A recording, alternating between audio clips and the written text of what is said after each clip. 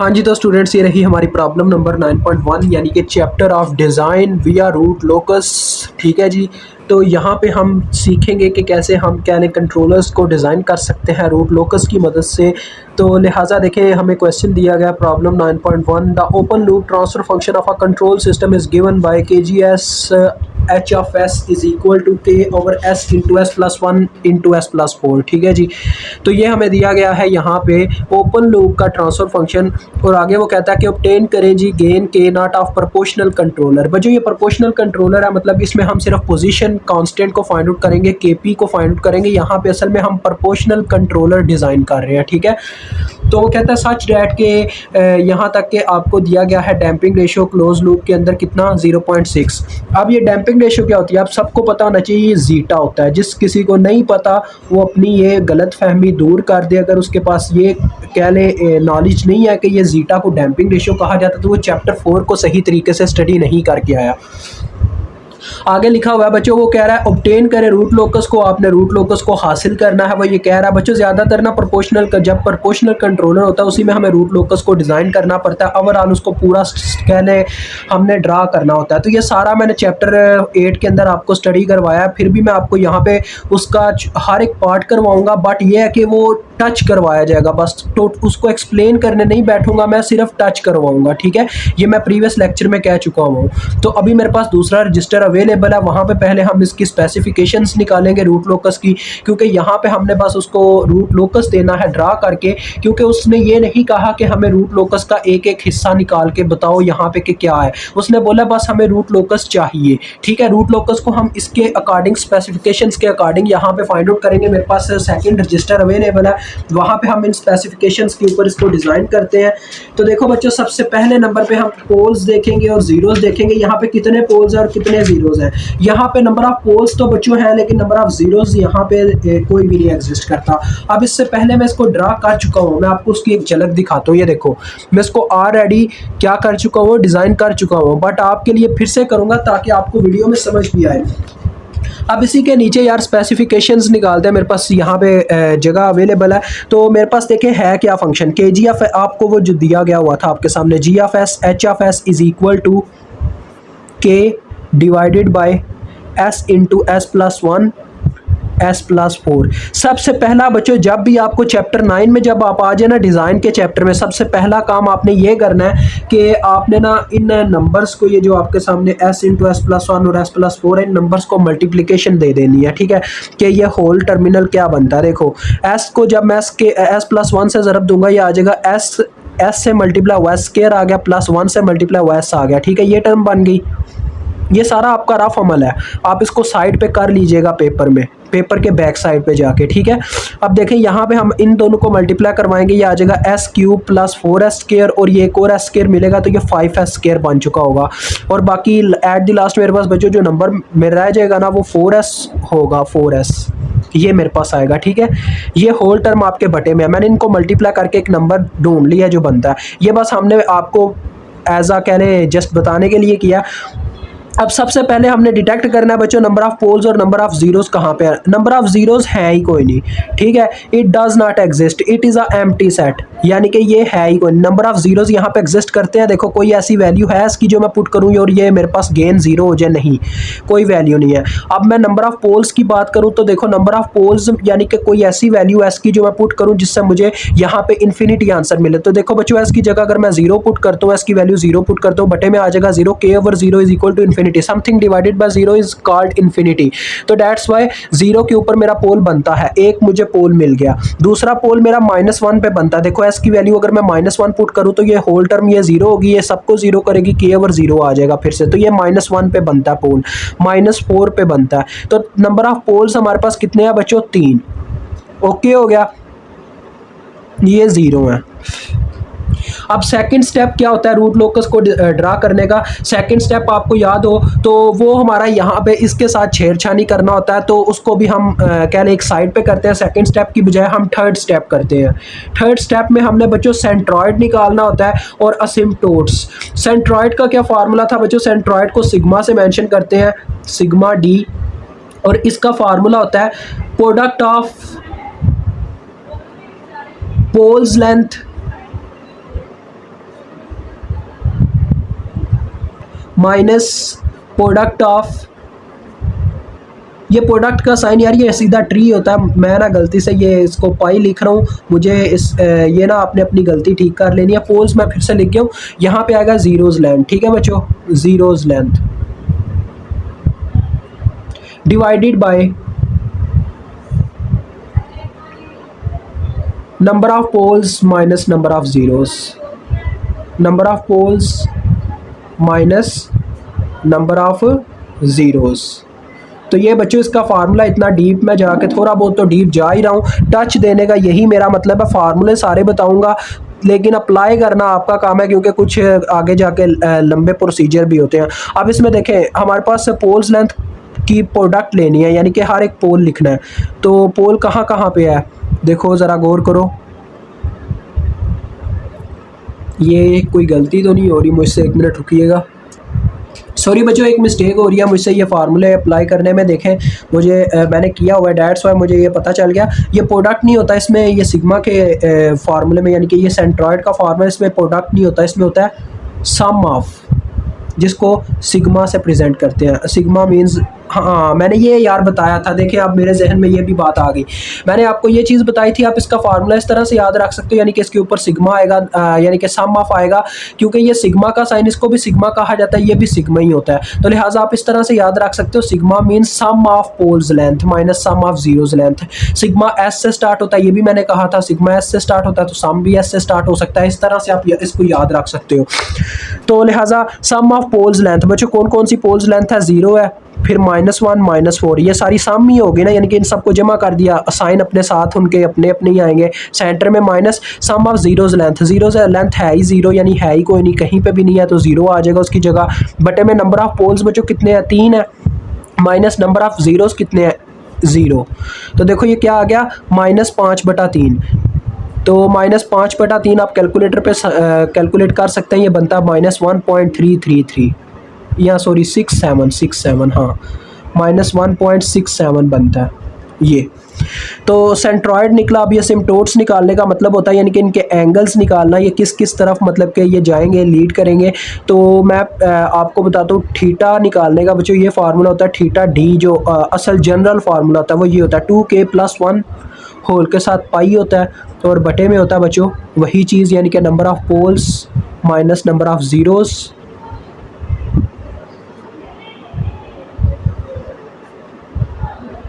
अब देखें होगा क्या, यहाँ पे k की वैल्यू बच्चों जो होती है ना वो इस तरह से चल रही होती है, 0 1 2 3 सो ऑन ऐसे जा रही होती है, ठीक है। और इसका लास्ट पॉइंट होता है number of poles minus number of zeros -1। ये जहाँ जो पॉइंट बनेगा वहाँ तक हम k की वैल्यूज पुट करेंगे। अब देखिए हमारे पास नंबर ऑफ पोल्स कितने हैं, 3 है, नंबर ऑफ ज़ीरो 0 है, तो 3 - 0 3 में से एक और माइनस किया तो 2 आ गया, यानी कि ये k की वैल्यू 0 से 2 तक पुट होगी,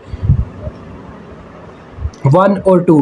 अब बच्चों ये यहाँ पे आपने ना k की वैल्यू पुट करके ना 3 थीटाज निकाल लेने हैं, θ1 आएगा, θ2 आएगा, θ3 आएगा। तो मैं डायरेक्ट आपको बताता हूँ मेरे पास क्या क्या आती हैं वैल्यूज़, क्योंकि ये मैं ऑलरेडी निकाल चुका हूँ। पहली थीटा की वैल्यू आती है π/3, θ2 की मेरे पास बच्चों वैल्यू आती है θ2 = पाई, और θ3 मेरे पास आता है 5π/3। तो ये अब निकालना आपका काम है, क्योंकि मैंने आपको बस हिंट ही देना है। अब मैं सारे यहाँ पे कर नहीं सकता इसके स्टेप्स। आगे नंबर 4 पे इसका जो स्टेप होता है वो होता है बच्चों सबसे पहले ट्रांसफ़र फंक्शन को फाइंड आउट करना। ट्रांसफ़र फंक्शन का फार्मूला क्या होता है मैं आपको बता देता हूँ, मसला नहीं है।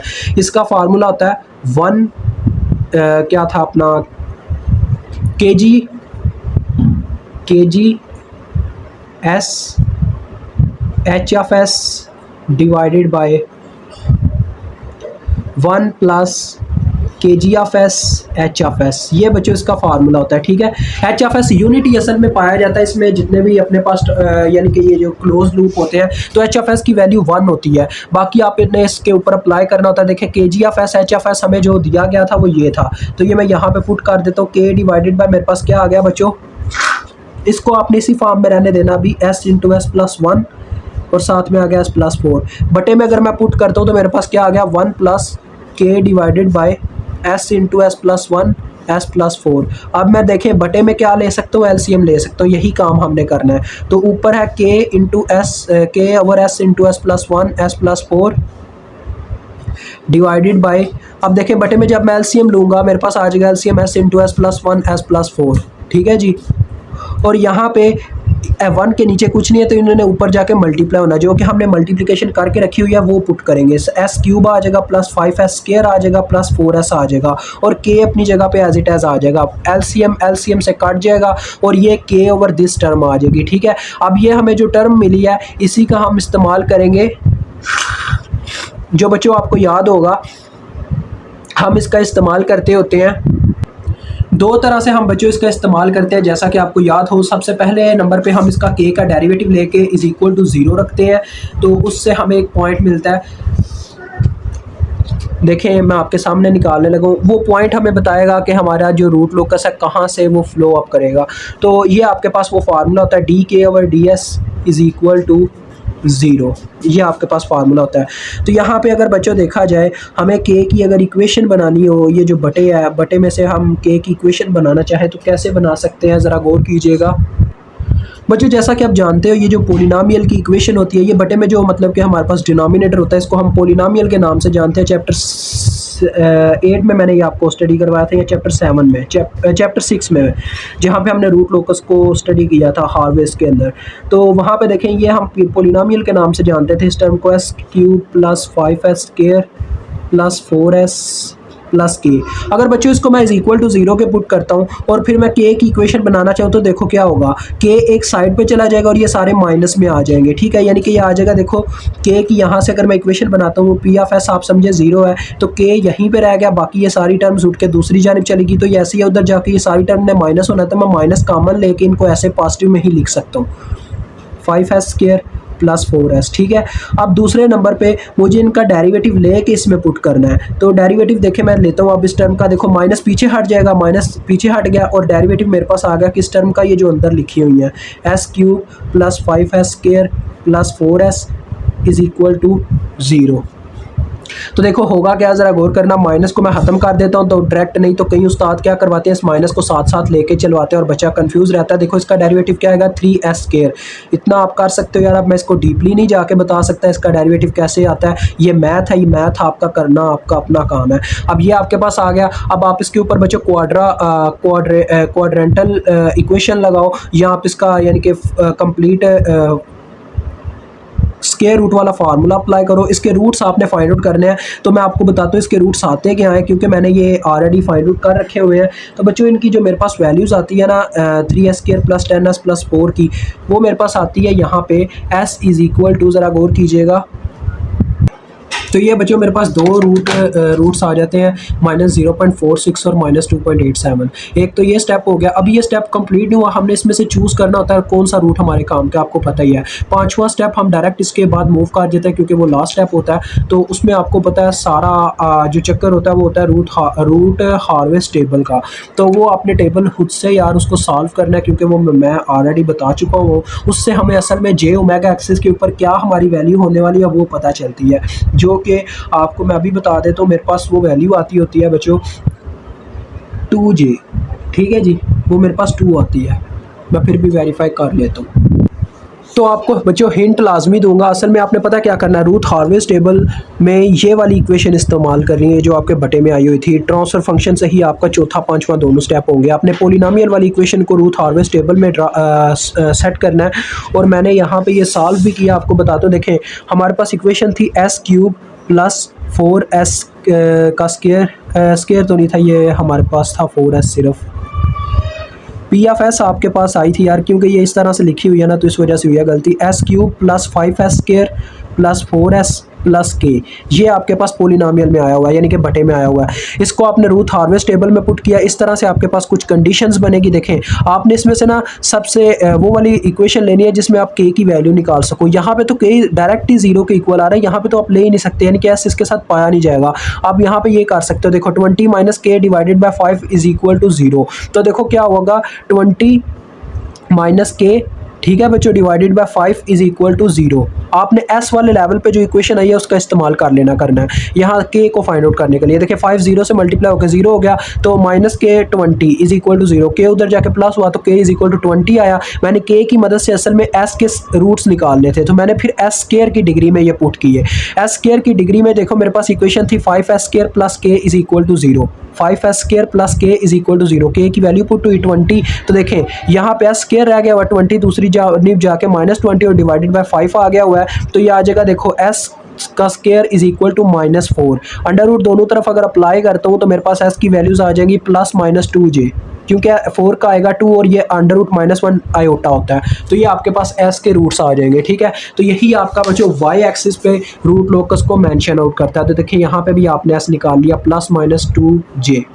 अब हम इसका रूट लोकस जो है कह लें ईजीली क्या कर सकते हैं, यहाँ पे ड्रा कर सकते हैं। तो मैं आपको ये ड्रा करके दिखाता हूँ यहाँ पे मेन पेज पे, क्योंकि मेन अब हमारा क्वेश्चन यहाँ से स्टार्ट होता है। देखिए इतनी लंबी वीडियो में रूट लोकस ही सिर्फ डिफाइन हुआ है, अभी रूट लोकस डिफाइन भी पूरी तरह से नहीं हुआ।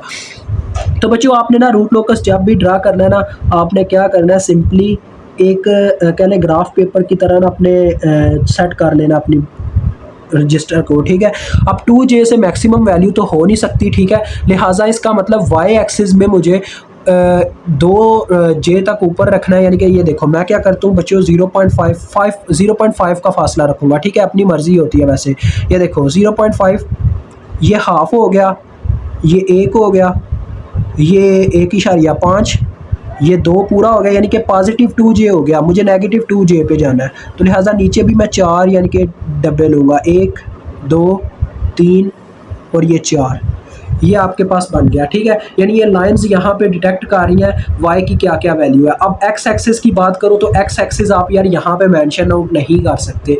उसके लिए इजी स्टेप यही है, आप सेंट्रल पार्ट लो। देखो यहाँ पे आप पहले तो इसको ओवरऑल इसका मैं आपको डब्बा बना के यार दिखाती हूँ। तो देखो तो बच्चों मैंने ये एक ग्राफ टाइप बना दिया इस पेपर को। ठीक है, वहाँ पे तो लाइंस भी लगी हुई थी सेंटर में, वो लगाने की ज़रूरत नहीं है। आप पता क्या करो, आपके पास अगर स्केल है तो बहुत बेहतर है, अदरवाइज़ डी मेरे पास सिर्फ अवेलेबल है। डी इसलिए क्योंकि मुझे वो एंगल्स वगैरह का हिसाब किताब रखना है।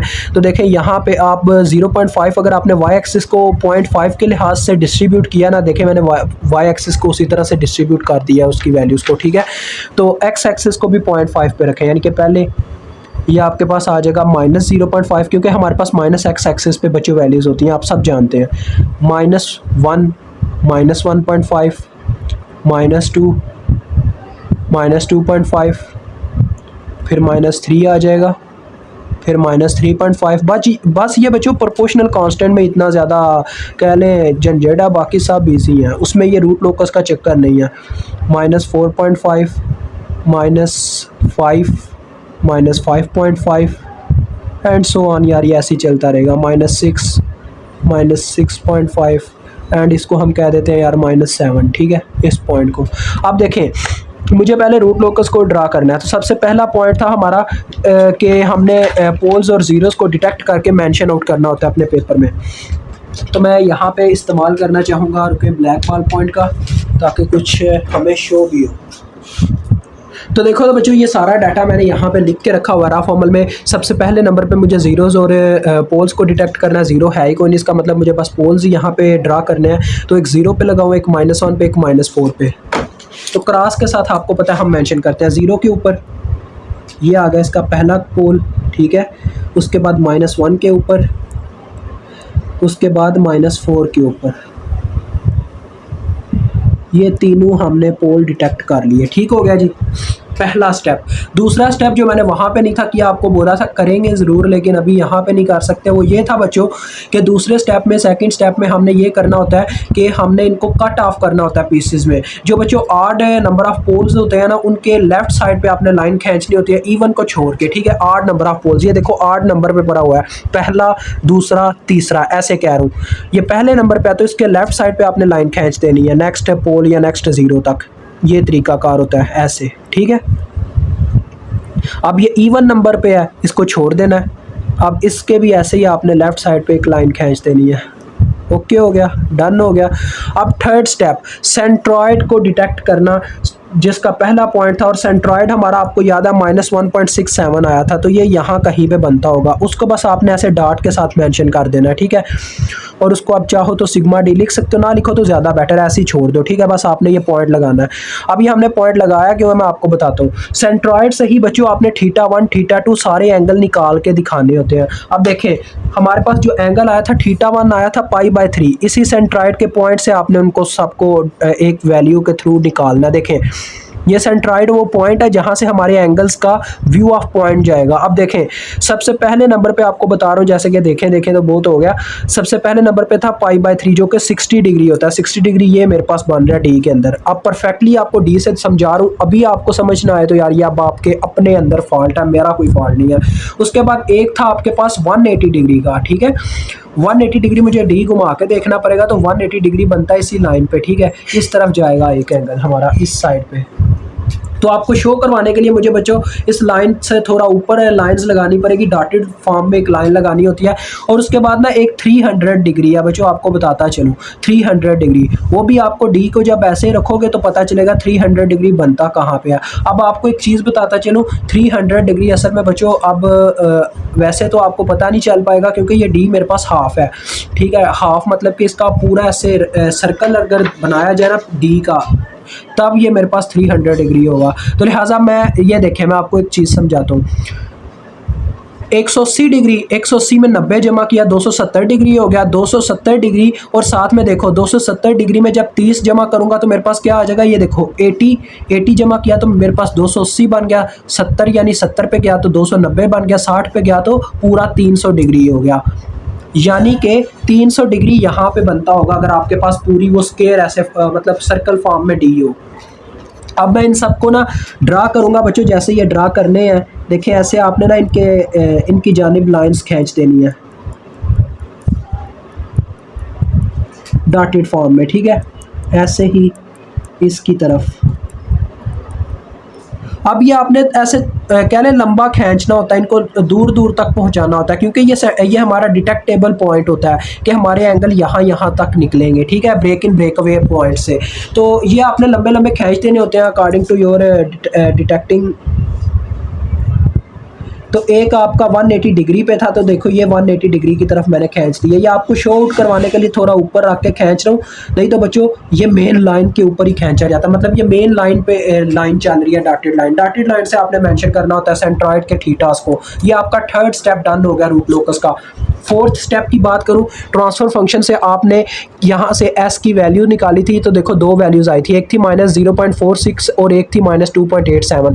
अब देखो बच्चों ये जो लाइंस होती है ना, ये जो आपने लाइन खींची होती है, इन्हीं के बीच में वो वैल्यू एग्जिस्ट करनी चाहिए एस की, ये जो आप के डेरिवेटिव से निकालते हो। तो देखो अब मेरे पास दो वैल्यूज आई हैं, एक है -0.46 जो कि इसके अंदर एग्जिस्ट करती है, इस लाइन के अंदर ये जो एक सरहद बन चुकी हुई है, ठीक है। हमने इनको छोटे छोटे पीसेज में काटा हुआ है, असल में ये जो सरहद का मतलब है। तो यहाँ पे -0.46 कहाँ कहीं पे बनता है यार, जरा अंदाजा लगाओ। ये देखो -0.5 इसके करीब करीब यहाँ पे बनता होगा, ठीक है। ये आ गया हमारा वो चौथा स्टेप। और चौथे स्टेप का एक अभी पॉइंट हाफ रहता है, वो है -2.87 कहाँ पे जाएगा। सर आप सब मुझसे पूछना चाह रहे होगे, -2.87 देखो उस सरहद में आ रहा है जिसमें हमारा कोई लेन देन ही नहीं है। ये ऐसे ही है, मैं पाकिस्तान में क्या ले वर्क करता हूँ, मेरा बिजनेस पाकिस्तान में है, और मेरा जो क्या ले क्लाइंट है वो जाके दुबई मुझे ढूंढ रहा है, तो कोई फ़ायदा ही नहीं है। ये दुबई का समझ ले इलाका है, ये पाकिस्तानी सरहद है जिसके अंदर उसको रहना चाहिए था। तो ये वो पॉइंट है, यानी कि उसे यहाँ पे आके मुझे मिलना चाहिए था, लेकिन वो यहाँ पे ढूंढ रहा है। तो इस पॉइंट को आपने इग्नोर कर देना, आपने बस सरहद के अंदर पॉइंट ले लेना है, यानी आपने यहाँ पे एस की ये वाली वैल्यू को लेट करना है। आगे ये जो एस की वैल्यू है ये आपको जे ओमेगा एक्सिस, ये जो वाई एक्सिस की लाइन होती है इस पे वैल्यूज देती है। तो +2j -2j इसीलिए मैंने रखा था क्योंकि यार मैक्सिमम से मैक्सिमम यहीं तक रूट लोकस जाता है, डेट्स वाई मुझे ज़्यादा करने की ज़रूरत नहीं थी। अब रूट लोकस को खींचते कैसे, मतलब इसको ड्रा कैसे करते हैं मैं आपको बताता हूँ। ऐसे लाइन खींचनी होती है ऐसे, ठीक है, जैसे बता रहा हूँ ना वैसे ही खींचनी है। तो ये आपका रूट लोकस अभी ड्रा होने लगा, देखिएगा ज़रा। इसी तरह से नीचे की तरफ। अभी मेरे पास ना बच्चों कोई ऐसा स्पेसिफिक डिवाइस अवेलेबल नहीं है जिससे मैं इसको थोड़ा सही बना सकूं। देखें अप्रॉक्सीमेटली कुछ ठीक ही बना है, ठीक है। तो कहा तो कुछ ऐसे ही जा सकता है यार, ठीक ही बना है कह ले, क्योंकि ज़्यादा इतना मैं इसको बना नहीं सका अच्छा, लेकिन ठीक ही है। ये रूट लोकस आपका ठीक है। हाँ, आपने बस इसको ड्रा करना, आपके उस्ताद को ये पता होना चाहिए, बच्चे को सब पता था ठीक है। ये आपने बस मेंशन आउट करना था, ये आपने काम डन कर लिया, रूट लोकस डन है। आप प्रोपोर्शनल कांस्टेंट की वीडियो यार आपको बी पार्ट में मिलेगी, क्योंकि ये वीडियो काफ़ी लंबी हो गई। अगर मैं इसका बी पार्ट भी यहीं पे स्टार्ट कर दूँ तो ये वीडियो इतनी लंबी हो जाएगी कि इसको अपलोड करने में इशू आएगा। तो इसका बी पार्ट आपने देख लेना। अभी मुझे इजाज़त दें।